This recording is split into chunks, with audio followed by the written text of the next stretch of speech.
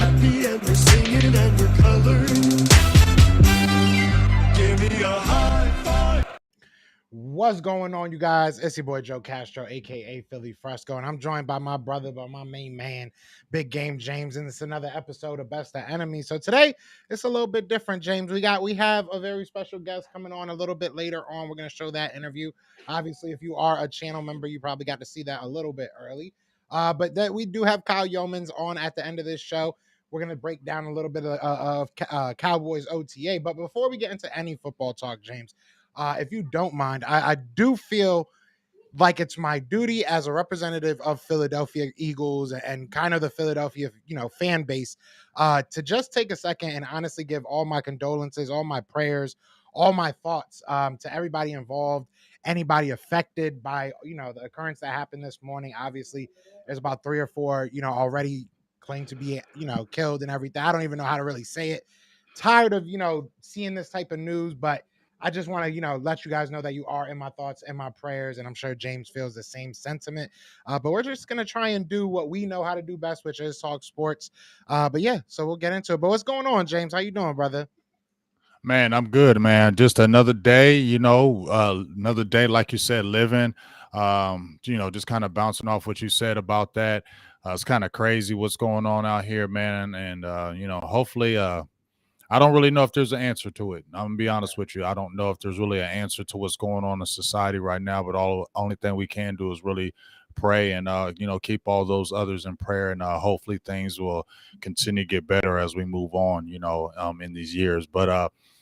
Besides that, we had a little tragedy this past week as well. Marion Barber, running back, he passed away, and I was a big fan of Marion Barber, and he was called the Barbarian, and he meant a lot to the Cowboys community. Died at a very young age, 38 years old.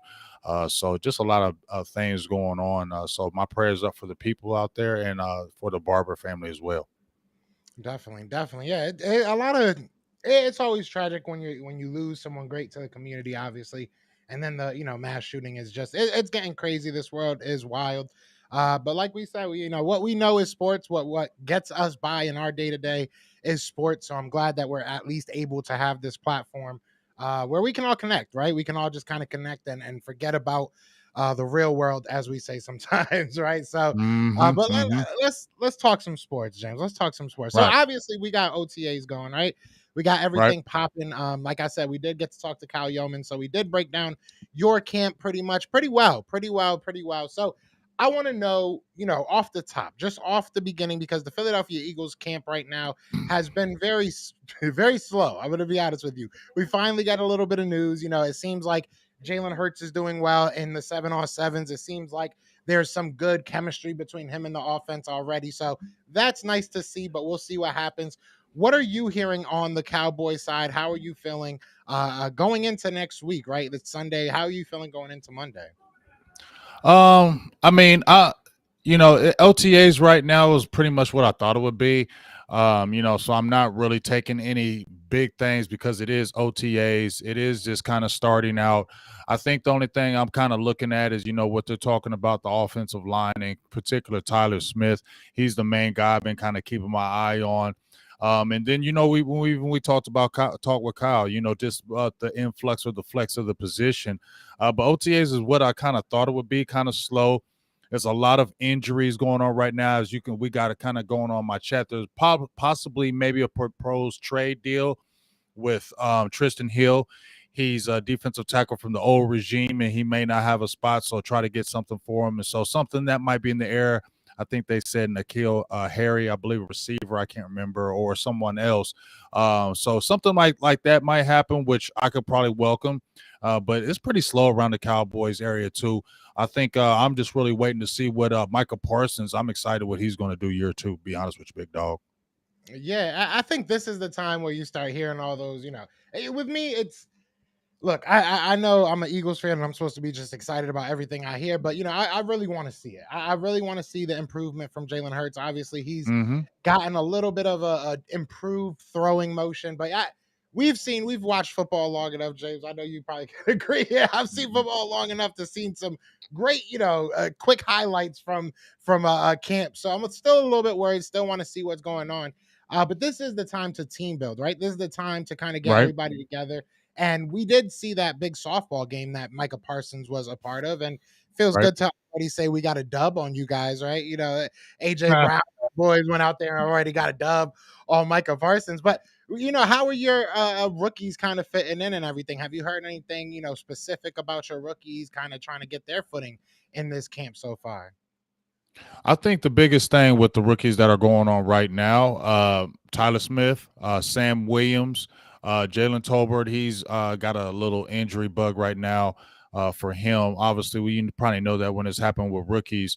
They're saying Matt Waletzko was looking the part as far as, a potential. He's got he's young, came from a small school, but they love the upside. But I think the guy that they're really talking about right now is Tyler Smith, man. A lot of people, Michael Parsons said it personally, that he really liked his game. He got stoned one time by Tyler Smith, and they flexed him. Like I said, they played him at left guard. They have played him at left tackle. And a lot of people are saying the same things about him, that once he gets his hands on you, you can't move. And I talked about that before, is that they were saying that same thing about Tyron Smith when he came out of USC, that, hey, this dude is built like a Greek god. He's not built like the regular offensive tackle. And once he stones you, it's over. So those are the things I kind of get excited about. And, left guard, Joe, may not be his ending position. It could be left tackle because that's what he played at college. And then, like I said, right now, we got Connor McGovern, who they held from trade offers, and I'm like, do something with him. And if you could see a Tyron Smith going out, we already talked about it. That could be the flex, and then slide Connor McGovern, and don't waste those players. Because if you're not going to do nothing with Connor McGovern, like you maybe dangling Tristan Hill, get something for him instead of just losing him. Yeah, that makes a lot of sense. And I know you're talking offensive line. And especially rookies on the offensive line. You look at the Philadelphia Eagles on the other side of that. There are talks that Isaac Seumalo, who's not a rookie, but he is a veteran. He seems to be having the major footing in the right guard room, or excuse me, the right guard position, looking like he's just basically battling with the rookie that we do have, Luke Jurgens. So it should be interesting. It should be, or Cam Jurgens. Why do I always call him Luke? Right. I always call him Luke. You called me out on that like 5 times. But no, Cam Jurgens. So it seems like Cam Jurgens is probably the only rookie on that O-line.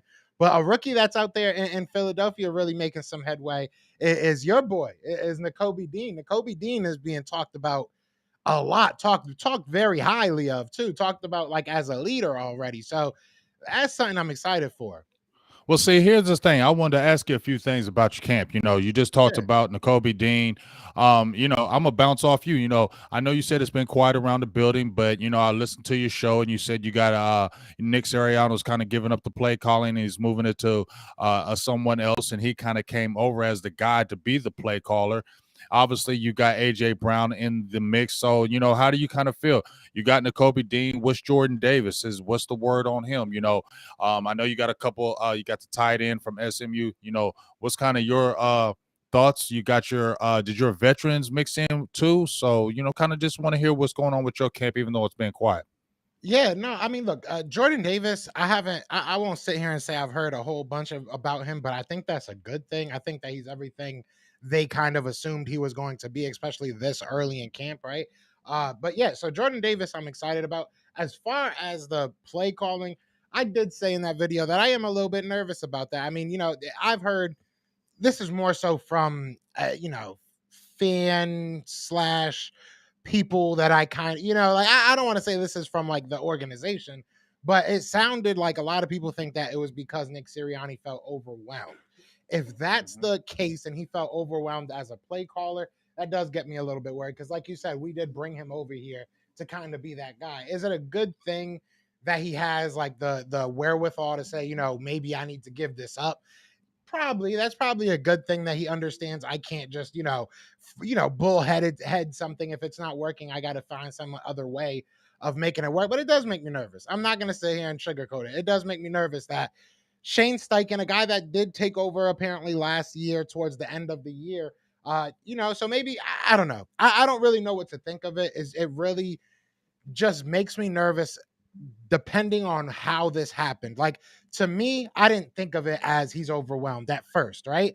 That somebody had to say that to me, and I had to kind of step back, like maybe that is the reason. But to me, it was more so like you're letting people kind of spread their wings, see what they can do. So I'm hoping that's the case more so than, he just didn't want to keep on making those calls. And it'll be interesting to see how much of that is true. Like, a lot of people say that their offensive coordinator calls all the shots, but at the end of the day, they're probably, you know what I'm saying? They probably have their Hmm. hand in that cookie jar a little bit more than they're probably putting on. So I would not be surprised at all to see, it really be more of a Nick Sirianni type offense. But we'll see. Shane Steichen is an interesting type of guy because if he has a good year as an offensive coordinator, there's a lot of guys that can stand to really benefit from a good year from this offense. You look at our offensive coordinator. Obviously, we're talking about Shane Steichen. He'll really Hmm. benefit from this. He might be looking at a head coaching spot if he has a really good year offensively. You look at our quarterback coach, Brian Johnson. If Jalen Hurts goes out there and balls out, that man, that man might be looking at an offensive coordinator spot, and that's another thing that kind of, this is again tin hat on the head, but Brian Johnson might be getting groomed to take Shane Steichen's spot. So they might be trying to make Shane Steichen look good Right. throughout this year, to try and be like, all right, we'll go somewhere and get yourself a little head coaching job so we can bring up Brian Johnson. So there's a lot to it. And another thing that, you add to that, there's a lot of behind the scenes stuff with the Eagles that's kind of worrying me right now. But I don't think a lot Hmm. of Eagle fans are even really looking at it. But Andy Weidel, our former, he was like a football operations guy. He was like the head of all our scouts.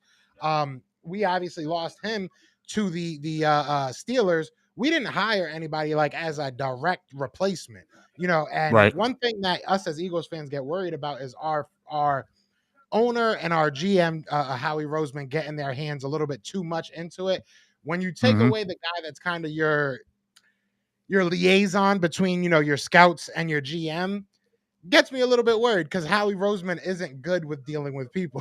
So I get a Right. little bit Right. worried Right. there. So Right. there is a lot of stuff that's not happening on the field that I'm kind of looking at and being like, this is going to be interesting. We're either going to look very smart or we're going to look really, really crazy again. Because you go back to 2017, we let go of our whole medical team after 2017.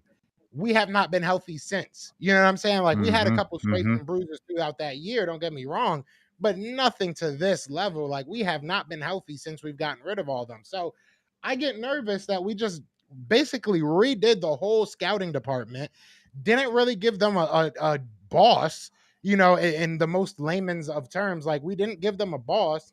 So I don't know. I get a little bit nervous. Like, I would be nervous if I'm working at, a restaurant and now my boss is the district manager, right? Like Right. that's a Right. little bit weird. That's a little bit Right. scary. So I know that's a long-winded answer, but I think I'm more worried about off the field right now than I am on the field. But I guess we'll see. I guess we shall see. We definitely gonna see. But hey, Man, I like hearing. Like I said, you know how much I like N'Kobe Dean. And how I think that's going to be a great addition for you. I think that is going to be probably one of the better sleeper picks in the whole draft. And I definitely going to keep my eye on him because I think he's going to be somebody like that. Now, I got somebody who in my chat, I bleed blue 365. He says, "What's Joe's confidence in Hurts?" I seen that. I seen that. Look, man. If you follow my channel, you know how I am, James. You know how I am. I know how I you need are. to I need to see him improve, man.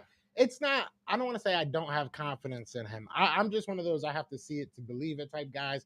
I know what he is. I'll put it like this: I have confidence that we've built a good enough team around him that we should still get better as a team. Right now, that doesn't really bode too much for his individual confidence. I mean, all right, but I think I think we know what he is. I think we know what he is, and I think that we know what we need to do in order to allow him to get, incrementally better and build a team around him. Do I think that he's a guy that's going to lead us to the promised land all by himself and, do all this? I don't. If he does become that, awesome. I would love to be wrong about that, but I don't think he's that guy. I think he's a guy that you just build the team around. If you can build a really good team around him, you can probably get a good, showing from him, but I don't know. I just don't think that he's But as you don't great think as a lot of people. you don't think he's the type of guy, even though he might have the leadership. You don't think he's the type of guy that if things fall around him, maybe don't have the talent that he can put the team on his back and win games. I mean, it depends. It depends on what. It depends on what perceive as putting the team on your back. Like I think he can make Let's those say you got. plays. Let's say okay. So let's Like say like a AJ Brown. AJ Brown goes down and Dallas Gover goes down. Do you feel confident when you go into a game that you minus in big play guys that he still has the ability to rise above that and win games for you? yeah, on an individual basis, yeah. I don't think Okay. I don't think if you take away all our weapons and ask him to go a full season and be your MVP, I don't think he's there yet. But I think that Mm-hmm. he can win you games, like even within the game. I think that he can make those big plays that change the momentum of the game. So I do believe that. I just don't think that I just haven't seen it throughout a season yet. So that's my big thing. That's my biggest All thing right. right See, I got my Cowboys people. I like how we got the dual thing because we got my channel going too. And they now. got some questions for you, Joe.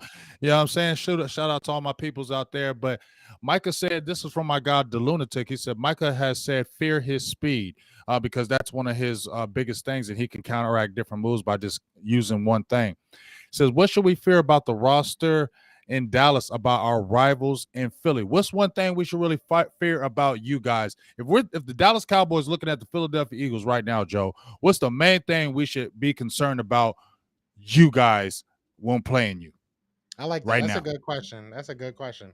Our spirit. No, I'm just kidding. No. Then we got Realistically, you. right. No, I think it's the unpredictability. I don't know what our team is going to be right now. If we're going into the first game, I can answer this better, throughout the season. But right now, I Mhm. think it is that unpredictability because you obviously had the number one run game last year. I believe saying run game. That is an obvious answer, but you've gotten so much better at the offensive, wide receiving position. You've gotten, stronger on that offensive line. You're hoping that Jalen Hurts is able to take that next step. So to me, it's the unpredictability that you don't know what you're going to get from this team.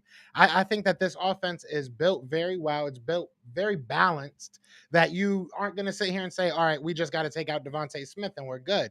Now you still got to worry about A.J. Brown. And if you stop our pass game, you still got to worry about our run game. So it comes down to Jalen Hurts at the end of the day. But I don't believe this is a team that you can just put 8 in the box against anymore. I don't believe this is a team that you can dare to get the ball in the receiver's hands, right? Like a lot of times last year, I felt there was times that teams were just like, even if you complete it, Hurts, we're good. We'll tackle whoever you throw it to. We're not really Mhm. too worried about it. I don't think you can do that with an AJ Brown. AJ Brown is gonna, knock some heads off. So I think it's the unpredictability, and that might be a little bit of a cop out, but I think it's the truth. I think that you just don't know what you're gonna get from a game to game basis anymore from this team, and our defense is better. You know what I'm saying? Like our defensive line is youth, there's youth injected in there. There's still that good, we got Brandon Graham coming back. You still got Fletcher Cox. You still got a Javon Hargrave. So I think that where we were good is getting better. Last year was a very, very underwhelming year for our defensive line. And that's where our marquee is. I don't see us going bad on that defensive line 2 years in a row. But offensively, I think it's just the unpredictability of what we may or may not be, but it does hinge on Jalen Hurts. If he can't throw the ball more than 20 yards, people are gonna, call that out. They're gonna find that out soon. But I think right now you can't go into the first game and say, all right, let's just make Hurts, pass the ball. Because AJ Brown could beat you by himself, in my opinion. Real talk. If you allow him to. Well, we're gonna see because I'm a kind of go agree with you. Say the unpredictability, because listen, a lot of people in my chat. If I would say one thing that scares me about you guys, I'm not. I'm honestly, I need to see what Jalen Hurts. I'm. To me, he's still your biggest question mark in my opinion. He's the guy that has to prove it this year, in my opinion. So until that happens, I'm not going to fear that offense. And I mean, I know you got AJ Brown, Devontae Smith in year 2. You got the run game. Yes, I know, but I still feel like he's got to make those plays. Right now, for me, if I were to be worried about anything with the Eagles, would be defense. Yeah. You guys added defense. You got a really good young linebacker you already talked to showing up in camp. You got Jordan Davis. You brought back Fletcher Cox. You got a good young defensive front. You added Bradbury along with Slay.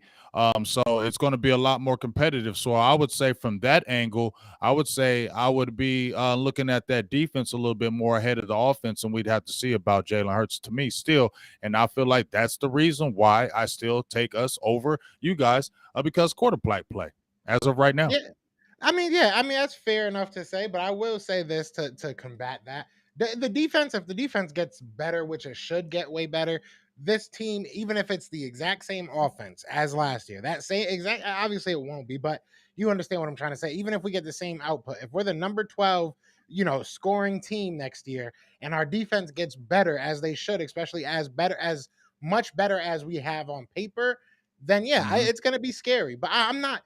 I don't think our defense should be something that scares you. I think you're gonna get yours. Like at the end of the day, it's the NFL right now is just built that way. Like I want a defense that can make stops, but you need a defense that can just make stops in key situations. At this point, I feel like the NFL is just built.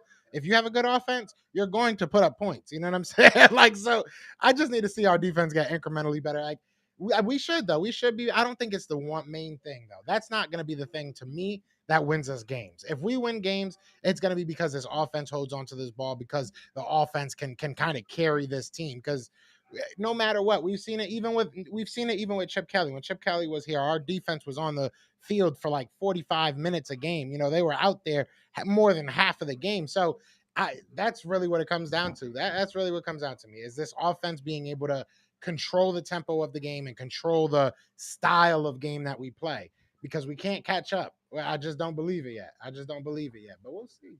We'll see. Yeah, well, we about to like I said, we about to see and find out.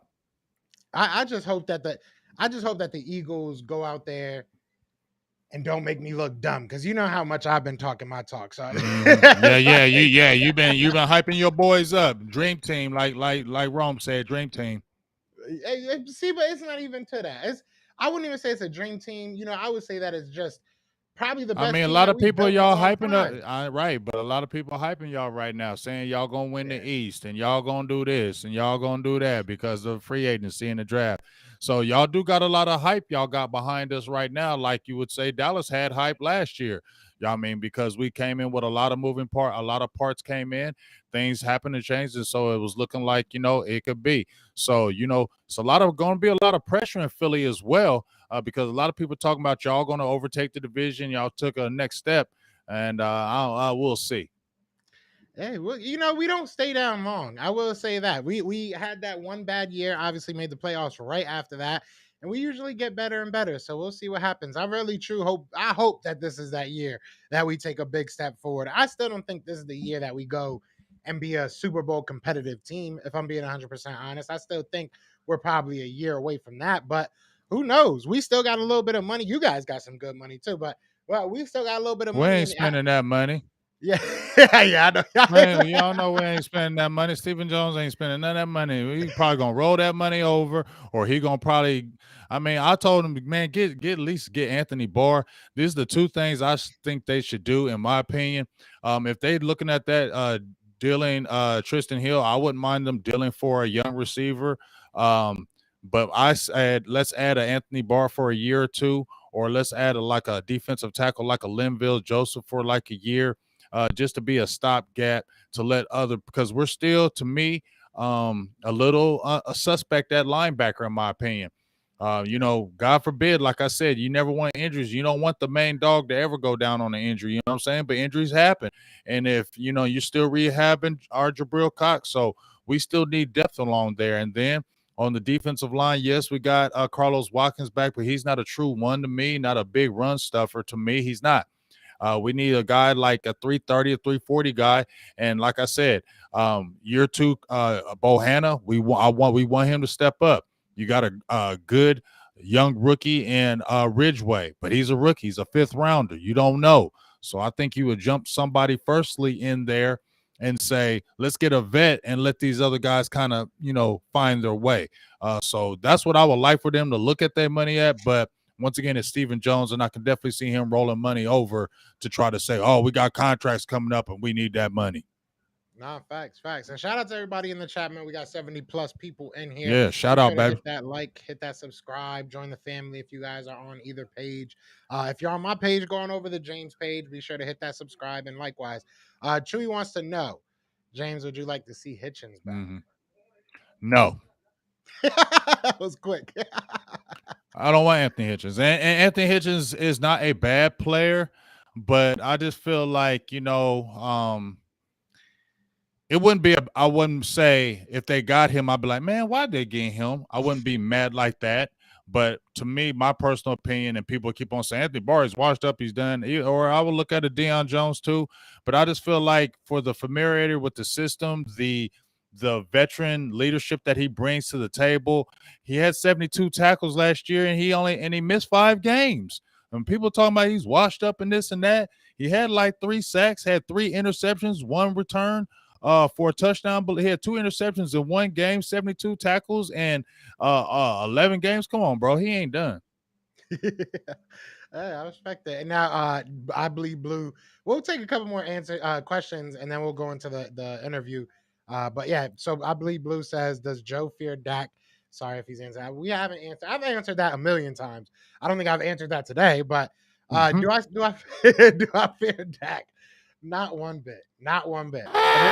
It's no disrespect. It's no disrespect. I ain't mad at you because I don't fear no Jalen Hurts. You shouldn't, as you shouldn't. I don't think that when we lost to you guys, it was because you guys had Dak and we didn't. I don't think that that's the factor in those. How not? I just don't think so. It was because our defense was absolute garbage. Our defense was absolute But what did trash. Dak do to your what did your defense? What did Dak? But what we is also Dak, gave Dak, you. But what has Dak been doing to your defense since he been in the league, bro? You got to also. This is how I look at it. Okay, this is how I look at it.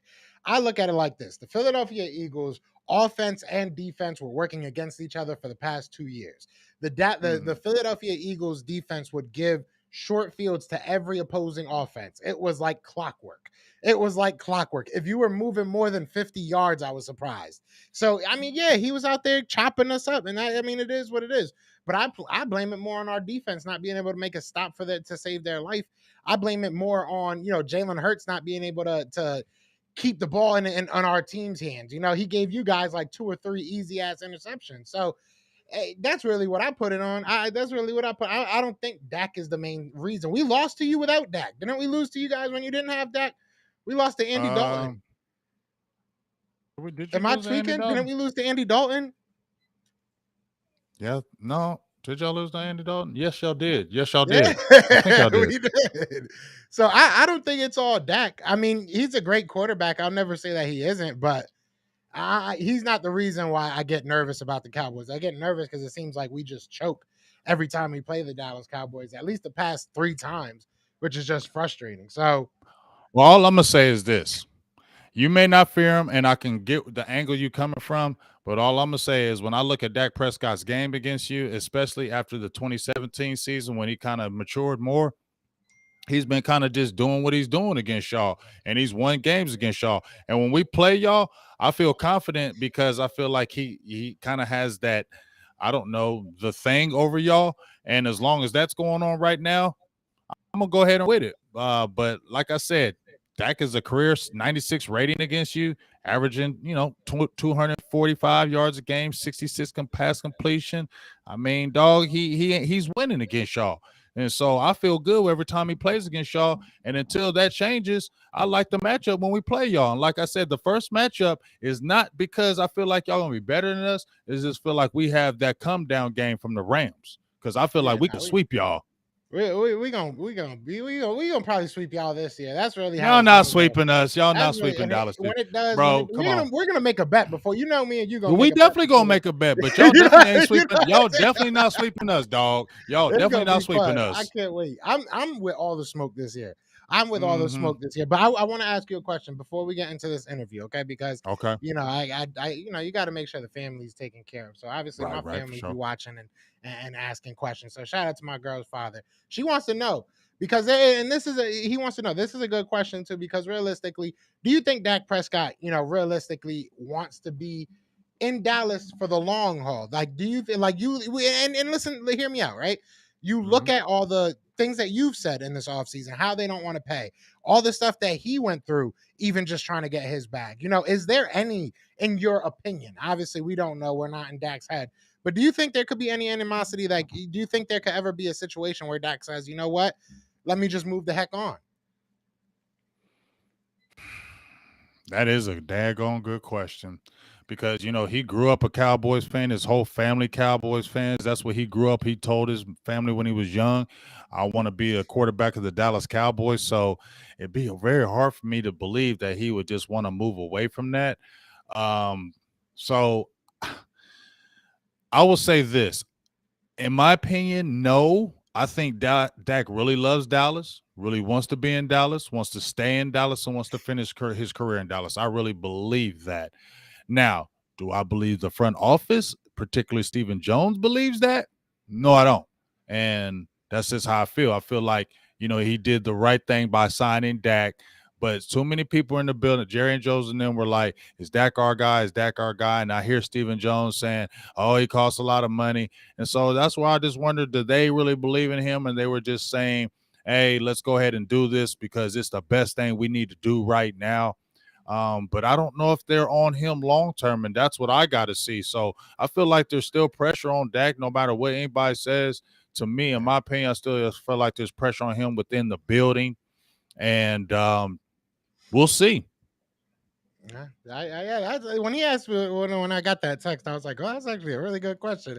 I didn't even think of that. But shout out to everybody in the chat. We got 90 people in the chat between all the channels. We got a bunch of different channels going right now. Also on Big Game James, it's on your channel as well, right, James?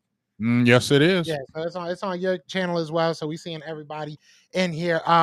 I think we should get into this interview. How Let's you get that feeling? interview popping. Let's get You that ready interview for it? popping. All right, so Yes, we sir. like we said, we do have we did get Kyle Yeomans from Dallas Cowboys Nation on here. So we definitely gonna break down this OTAs. I'm excited for you guys to hear this. We're gonna get our beautiful mugs off this screen. And then this is so we can say bye here. I mean, Yep. you know what I'm saying? Because after this interview, it's over. But so we're gonna play the interview and get out of here. Is there anything you want to say before here, James? Oh, no, man. Just make sure you continue to support this. We did the draft. It's been a great time. We've seen this thing grow from leaps and bounds from the beginning of this, Joe. And, I'm really excited to I was excited how we did this draft and cover that. Now I'm really excited for us to do this regular season between us. And I think it's going to be really exciting. So please, everybody from the Philly side, please, everybody from the Cowboys side, please continue to support both of us because this thing is going to really blow up during the regular season. Yeah, this is gonna be great, and we were definitely talking to Kyle after the show, and we might be able to pull some like pretty cool things off during the season. I might be going down to Dallas, maybe hook up with you guys. So definitely, this isn't over, guys. The live isn't over. We're just saying bye because this is a pre-recorded interview, but y'all know what it is, man. I appreciate y'all. So we out of here, man. Peace.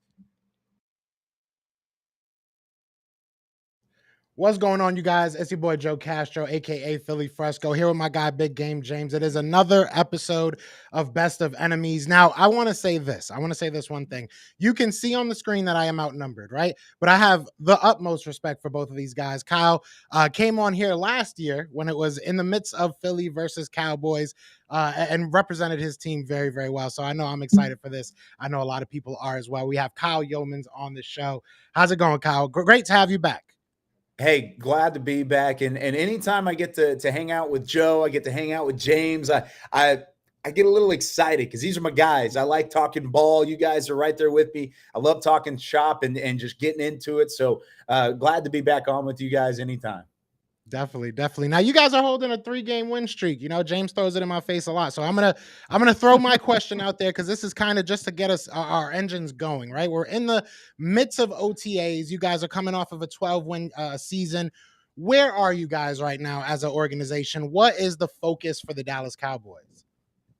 Well, I think the focus is trying to continue the success that they saw last year on defense and try and see an uptick in the offense, most notably on the offensive line, and then the guys that are surrounding Dak Prescott.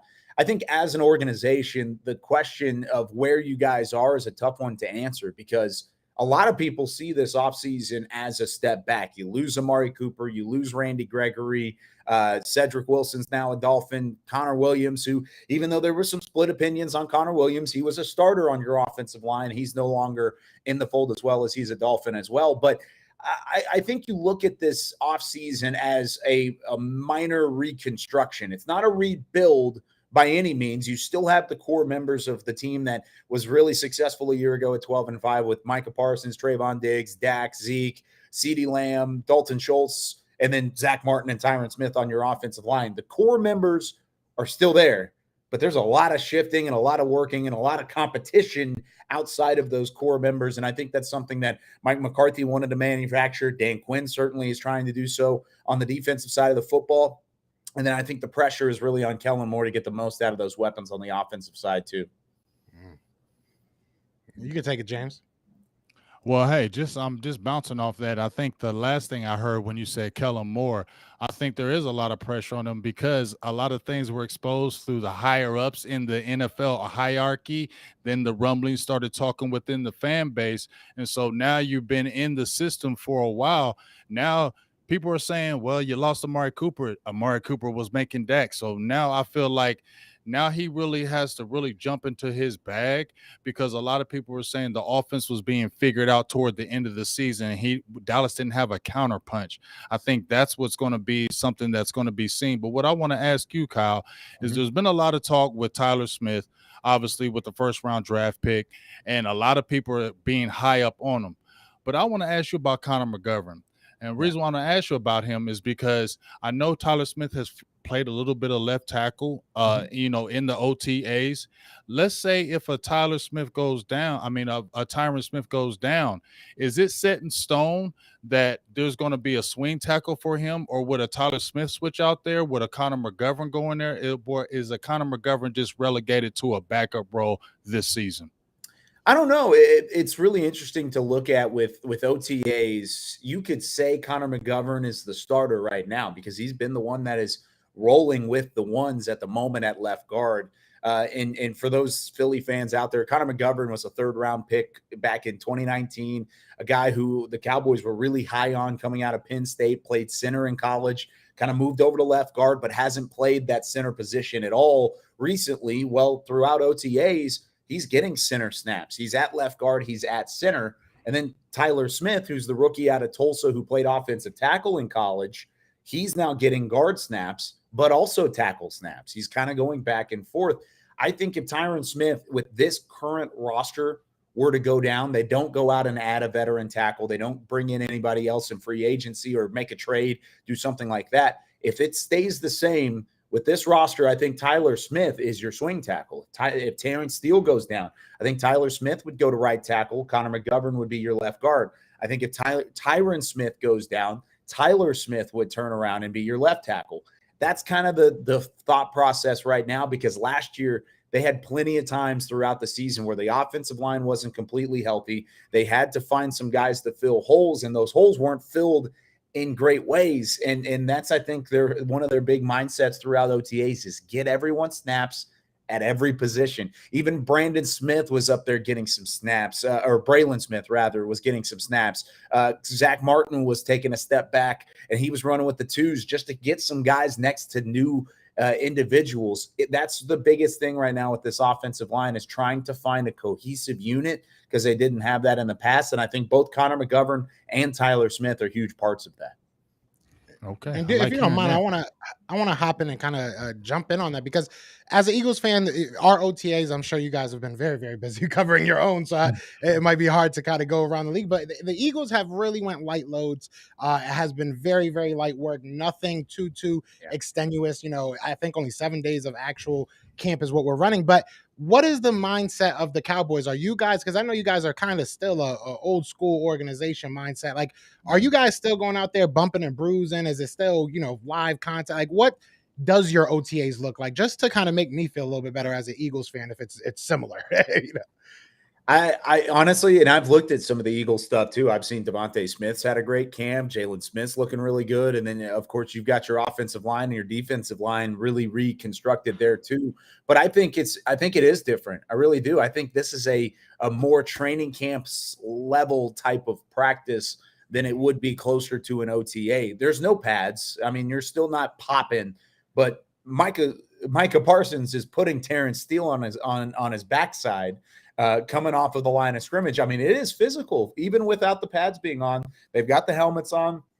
They've got the shells. They're running full speed for the most part. There's a lot of install side of the practice. They go for about 45 minutes or so, where it's individual drills. They've got about 20 minutes of the 7-on-7 kind of mixed into that 45 minutes. And then on the back end, it's a lot of install, a lot of walkthrough, run through is what they call it.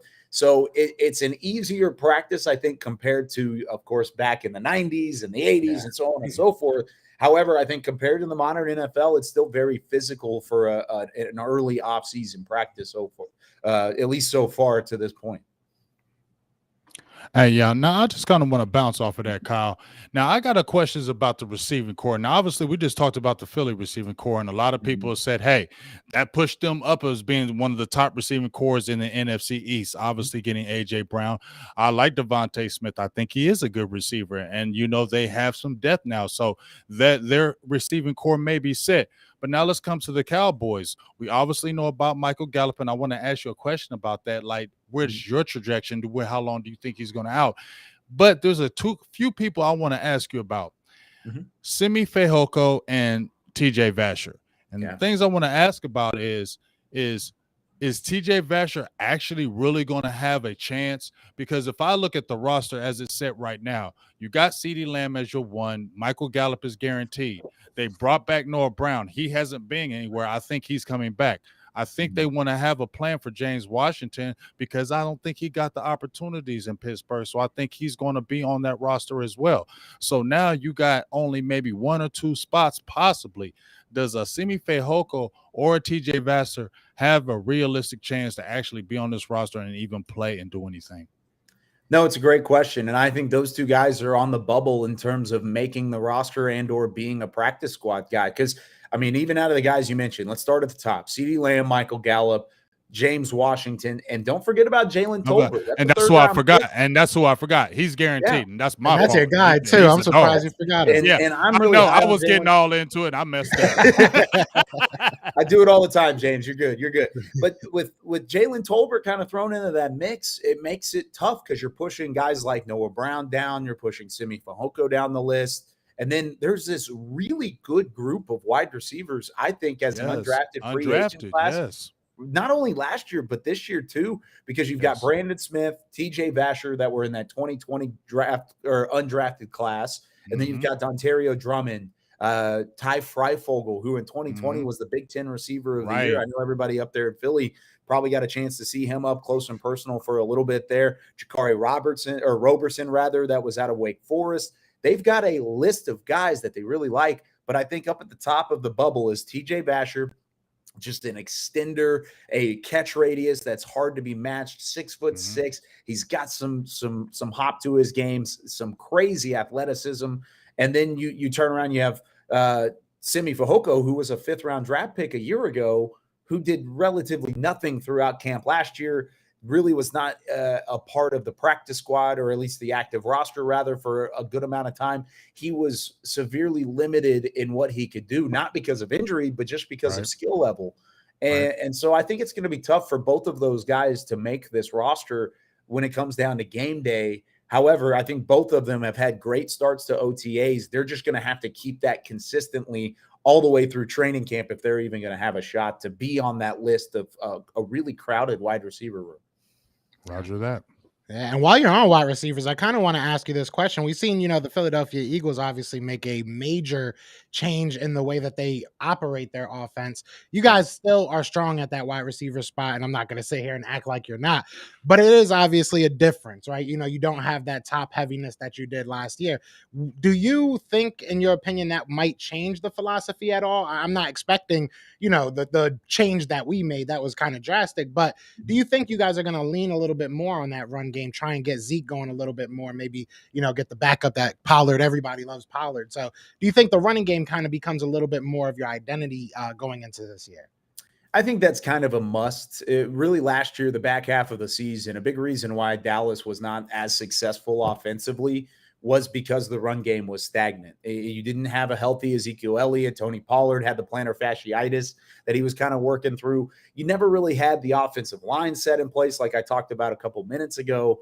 Those factors all together kind of limited what the offense could do. And teams were daring Dak Prescott to throw the football, daring him to beat them deep. And of course, he wasn't necessarily 100% healthy all the way through the year as well. He had battled some injuries really for the first time in his career. So I think you're spot on. I think without Amari Cooper in the fold, they're expecting CeeDee Lamb to take that next step. They're expecting Michael Gallup when he comes back and healthy. And James, you mentioned him a moment ago. I forgot to get to it, but I think it'll probably be week 4 or 5 before he gets back.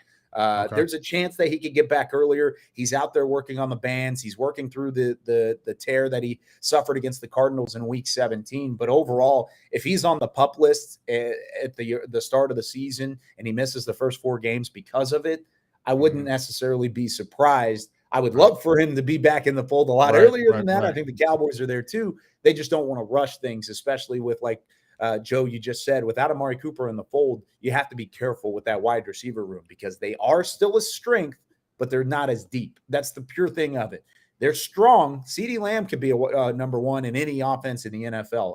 I truly believe that. I said that even if he wouldn't have worn the star or fell to pick number 17 in 2020, he was the number 1 receiver for me in that draft, and I still believe that. He is a phenomenal player. However, if he doesn't necessarily take that next step, this receiving core doesn't necessarily go deep enough to where you can rely on a James Washington or a Simi Fehoko. That's where you need Michael Gallup and CeeDee Lamb to really provide some pressure, especially when now the entire division seemingly has some weapons to work with. And, I mean, I'm as big of a fan of Devontae Smith as I was of CeeDee Lamb coming out of college as well. I think he's a phenomenal player. It takes a little bit to get into the NFL. You saw that just because of the body type coming out of college, but he's going to be a phenomenal receiver, and the Cowboys are going to have to keep pace. Yep.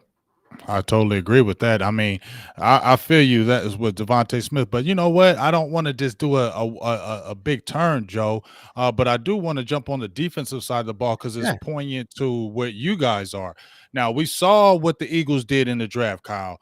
We saw they went after my guy. I love Nakobe Dean. Me and Joe had our show, and he was hitting me up because I was yelling at the TV like, "Why ain't you get him yet?" And he was texting me like, "We got." It was a great day. It was a great day. And obviously they got Jordan Davis. They've added pieces on the defense. Now, coming from the Cowboys' perspective, I want to ask you 2 things.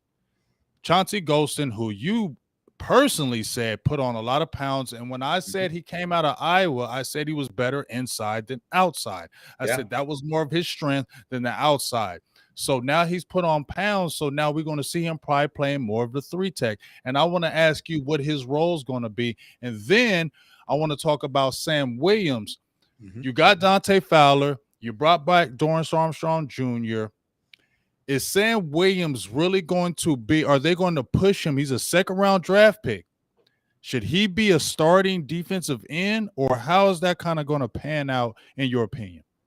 Yeah, I'll start with Chauncey Golston specifically because I had a great conversation with him after the first OTA practice that the media was allowed to go to. And he told me, he's like, this has kind of been in the works since I got here. I played edge at Iowa. I moved inside a little bit, and sometimes I rushed inside off of the edge. But Dan Quinn really saw what I could bring as an interior guy. So, yeah, the 3 technique is certainly on the table. I've seen him play a lot of 5 technique because he still has the athleticism. Says he put on 20 pounds, but he certainly has some speed to his game too. He still has that get off that you really liked as a 3rd-round player out of Iowa. In that 2021 class. So I really do like the thought process of using Golston in a versatility role, whether he's coming off the edge or if he's inside. That 20-plus pounds, he looks bigger, but it's lean. It's a lean 20 pounds, and he's able to kind of move with it as well. And then on the second level, like you mentioned with Sam Williams as a 2nd-round pick, I think if he's able to produce early, he'll easily be slid into that starter role. Right now, I still think it's going to be a Dante Fowler Jr., Dorrance Armstrong battle opposite of DeMarcus Lawrence. But if you have him in a rotation, which I fully expect him to be in the rotation when the first week of the season comes around, and throughout the preseason, you're going to see plenty of Sam Williams rushing the passer. But I expect him to be in the rotation. If he can play at the level that they anticipate him playing to, he could be the starter by the time the bye week comes around, or even before that. Kind of what Micah Parsons did last year. Now, I'm not comparing Micah and Sam Williams, don't get me wrong. Right. But Oh, Micah Parsons, as a linebacker, was in the rotation week 1, played a decent amount of snaps in that first game against the Buccaneers. But it was week 2 when he found his strength of rushing the passer, where he became a solidified part of that defense. Sam Williams isn't going to be as solidified early on as a Micah Parsons, but he's certainly going to have his opportunities. And if he takes advantage of them, he could really make some noise in his first season. Yeah, yes, I'm glad you brought up the defense, though, and I'm glad you specifically brought up draft, because I wanted to ask, obviously last year you guys go out there and you guys went into, if there was an aisle in Walmart that just had defensive players, that's where you lived. You just went out there, got a whole bunch of defensive players. It was awesome. You're spot on. I respect it, though. I respect the heck out of it. And then this year, you guys kind of doubled down. Obviously, you got a Tolbert. You guys did get some Tyler Smith. You got some other weapons. But you guys did go out there and get some more defensive guys. My question to you is really, was this a concerted effort, even going back to last year? Was this like a concerted effort on the part of the Dallas Cowboys to say, we need to go out there and be a defensive, because you can almost argue that your defense led you a lot of times last year, and moving forward, they could possibly be the marquee of your team. Do you think that was a concerted effort by this organization trying to get this defense better, or kind of just you fell into players and it worked out, how it's kind of working out? Yeah, I definitely think it was, because if you go all the way back to 2019, the defense was middle of the road, bottom of the road, especially toward the end of that season. They did not play specifically well. You go into the draft, you're expecting to go get some defensive talent up front. CeeDee Lamb falls in your lap and you make the pick. You do what you got to do. You did just that. But you made up for it later with the picks of Trayvon Diggs, Neville Gallimore, and then you added some offensive guys later in the draft following the initial pick of CeeDee Lamb. Last year was all defense in the draft. Then they go out and they find Dan Quinn after 2020 was a complete disaster on defense.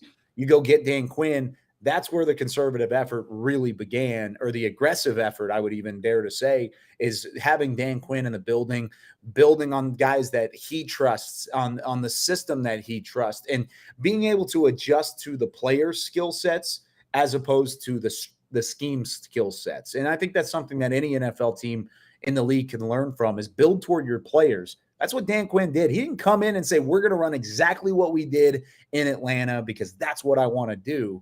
He came in and said, okay, so this guy can do that. Neville Gallimore, he could do this a little bit. Oh, DeMarcus Lawrence, he could definitely do that. So can Randy Gregory. We've got Leighton Vander Esch. Let's build a scheme that fits that. That's where the effort really was. The personnel just kind of was added into that along the way. That makes sense. Now here, and I want to bounce off of that question now, Kyle, because I want to just kind of throw free agency in here.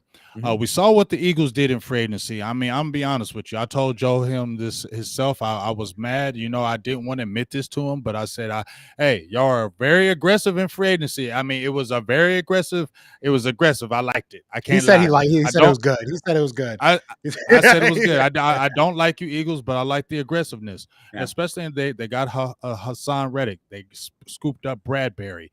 They got Kaiser, I believe, at the linebacker position. They got players. So going to Dallas, you get Aleo Collins money. Obviously, you got the draft picks got to be signed. Now, my question to you, Kyle, is, I've been pumping up an Anthony Barr because I still feel like they need a veteran linebacker. I've been saying this since December. They need a veteran linebacker. Not saying Micah Parsons isn't all that, because he's growing into his role perfectly. But if you have an injury and somebody goes down, I'd rather have a veteran who's established in the game that can bring something, and he has familiarity with the coaching staff. So do you see the Cowboys just rolling this money over, saying, hey, we need to sign players for next year and beyond?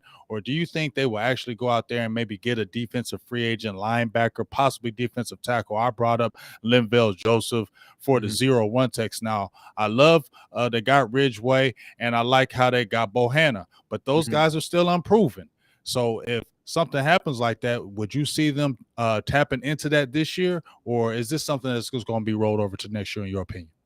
I think it's far more likely that you would see a linebacker added because you mentioned defensive tackle. Don't forget about Carlos Watkins. He played a Yes, lot of sir. that nose Yes, sir. tackle, that one technique last year as well. And they brought him back, and they really like what he brings from a veteran standpoint in that position group. And with Tristan Hill and Neville Gallimore, they can kind of flex into that one technique too. You can put Golston outside. They've got names there in the middle that they could really, I think they feel comfortable about. Going back to what I was talking about, the wide receivers, and trust me, there's a point to this. When I was talking about the top two guys with Lamb and Gallup, and then after that, it's a lot of guys that are unproven. That's where the depth kind of struggles. There's a lot of names there. There's a lot of talent there, but there's unproven question marks within that wide receiver room. You could say the exact same thing about the linebackers. You could say it about Micah Parsons. You could say it about Leighton Vander Esch. They're the ones at the top that have played well and have had some solidified side of things previously. But if Leighton Vander Esch and Micah Parsons go down, what's the next step? Where do you go from there? Because it's Luke Gifford, it's Jabril Cox who's hurt, it's Devin Harper who you drafted in the 6th round. I think you go and get a veteran linebacker. And Mike McCarthy's even brought it up previously in press conferences. He's been asked, where would you go and get it? It would be a veteran linebacker and a veteran offensive tackle. If they're going to make some moves in free agency, those are the two spots that they do it. They've got young guys there that they like, but there's still some question marks there. So I wouldn't be surprised. Look at last year with the safety position. It was the same kind of thing. Oh, Donovan Wilson's coming off a great year. You sign this guy like Jalen Kearse, who ends up being one of the MVPs of your defense. But outside of that, where do you see the safety position? It's a big question mark. They go out and they sign Malik Hooker. He plays well in the games that he comes in and plays, and they sign him to a deal, and he's back for this season as well. I think they could totally do something very similar. It may take until they're out now Oxnard to make a move like that, but definitely I would not rule out going and getting a linebacker or going and getting an offensive tackle. Got that. My camera was tired of hearing all the Dallas Cowboys talk. That's That's I okay. decided to just take a nap. I don't know what happened. We know y'all hate over there. It's okay. No, but I want to put a bow on this. And I'll let you ask one more question, James, before we get out of here. But my last question I want to ask is really pertaining to the whole East. You know, look, last year, like I said, we did have you on before the Eagles Cowboys game, which I'm probably going to be reaching out to you again. So be ready for that message. But either way, how are you feeling about this East so far? I mean, I feel like every team can, in some way, maybe pout their chest a little bit and say that at the very least they closed the gap. How, as a Cowboys fan, do you feel, the East has gotten this year off season? No, I agree, because even going into last year, you looked at it as, okay, Philly's going to be really strong. Dallas is going to be strong. Washington, meh. And then there's the Giants, and we all know about the Giants. I don't think you can say that about all the way through. The Giants went out and made some moves. They've improved their football team. They're taking a step up. I don't think they're going to be the doormat that they have been. Still got a long way to go. I don't put them on the same level as Philadelphia or Dallas, but I do think they improved their football team. Washington's a step up from that. They're going to get healthy again on the defensive side. They do have a quarterback, even though it's Carson Wentz, and I know you guys know plenty about Carson Wentz. He's still a starting caliber quarterback in the NFL, and he's got some weapons to throw the football to. And I think outside of Indianapolis, I don't think that scheme fit him as well as they were anticipating. Washington, I think, will fit him as a better cohesive unit than it would be previously to what he dealt with. So I think Washington's going to be decent, but again, and I'm not saying this just because I'm on the show, but I think it's Philly and Dallas that are going to dictate who's going to win this division. I think Philadelphia closed the gap because they have these weapons. Jalen Hurts has another year under his book. He's becoming that leader that they anticipated him to be at some point throughout his career. And if it doesn't work, they go out and you get a guy next year. You've got plenty of draft capital to try and make it happen. But they're going to make Jalen Hurts work. They're going to make sure they know whether or not Jalen Hurts is the guy this year. So there's a lot of pressure on him to perform, and I think he will do an admirable job of doing so. And then with the Cowboys specifically, they may not have taken a step forward like we wanted to this offseason, but I don't think the regression is going to be as severe as what other people think. It's going to be tough. I don't know if 12-4 is achievable because going undefeated in your division is a hard thing to do, and you did that last season. I think it's going to be a tight race all the way up until the end, and I think it'll be Philly and Dallas duking it out. And that Christmas Eve game at AT&T Stadium, that might be what decides the division, if we're being really honest. Yeah. Yeah, I mean, just my kind of bow onto it, and my kind of last question to you, Kyle. Just kind of flowing off what you were saying about the Philly Dallas. I mean, me and Joe have been talking about it. I said it myself. I still feel like Dallas would win the division, but I said Philly would be right there with it. I even said Philly would beat Dallas the first game, and then that second game would be the key game where, you know, I feel like we take it. But if we're really talking about this, I want to ask you the mindset of the Cowboys. Honestly, there's a lot of frustrated Cowboys fans out there because of the season of last year. A lot of Cowboys fans felt like that was our year last year. We had everything we needed to just go ahead and take it, and we fell flat again. So, you know, it's a lot of doubters out there, Kyle. Yeah. Can you tell me the mindset right now, or what is it want to be perceived to tell us fans to say, hey, we messed up, but it's going to be different, you know, because heard Dak say, hey, we're out to prove people wrong, but what's the kind of the mindset right now? No, I think you're spot on, and it's hard to see because there is some frustration. I was plenty frustrated. I was out there at the stadium. We had a great pregame show. We were ready to do it again in a week, and they went out and they fell flat. They got bullied in their own house by San Francisco. And we're being honest, that's what happened. They were out-toughed. They were out-schemed. They were out-coached. There's a chip on the shoulder in the building this year, and it's a little bit different than what it has been in the past. And I think the fan base being frustrated, maybe that kind of leaked its way into the building because the coaching staff sees it as we've got to get tougher. And you could see that from the draft class. Look at the guys that they drafted. May not have been the most talented guys that were on the board, but I'll tell you what, they are nasty on film. I mean, Tyler Smith to Sam Williams to Jalen Tolbert to Jake Ferguson to Matt Waletzko in the middle of the round. I mean, they went out and got some tough guys to come in and build a culture that we're not going to get bullied. And these veterans are fed up. You hear DeMarcus Lawrence talking about chip on the shoulder. Even Micah Parsons after a year says, you know what, I had a great year, but I need to up it. It's got to be better. There is a conservative effort and for lack of a better term, it's a pissed off mentality. They're upset about what happened last year and they want to try and fix it. And I can kind of feel that in each of these practices. There's an intensity and there's a next level that they're trying to reach, and they're going to try and do it as quickly as possible. Hey, I like hearing that. I feel like that one kid at the dinner table listening to his big brothers talk about something he has no idea about. I know, that's kind of what it feels like too. I love it. No, I can't really talk about the mindset of the Eagles and what they're doing in their OTAs. I haven't been. Yeah, they're thinking about Dallas every time they snap the ball, Kyle. So don't worry about that. Every time, Nick Sirianni's wearing his shirt. We're doing something. When you're wearing beat Dallas week, I already know where your mind's at. You already know. Next time I'm gonna wear my shirt. I'm gonna go buy one of those. Okay, but we don't. Hey, just remember, Joe, we'll never have beat Phillies week. No, hey, Kyle, I appreciate you so much. It's always a pleasure to have you on here. This was a lot of fun. Yes, I think that everybody watching is going to get a lot of value out of this. But before we do get out of here, man, Kyle, is there anything you need to plug? Anything that they can catch you on coming up? What you got going on, man?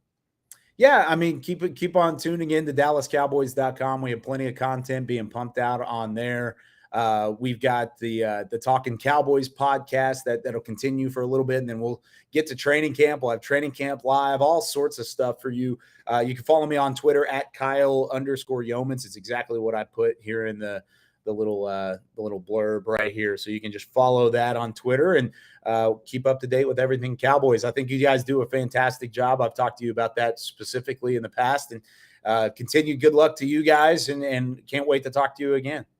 Thank you so much, man. But yeah, man, we're about to get out of here, man. That is James right there with that ugly flag behind him. But anyways, next we got an Eagles guy on here. I just went through 30 minutes of you guys. I'm ready for y'all. But yeah, that's James, man. I'm Joe, and we are the best of enemies, man. Peace.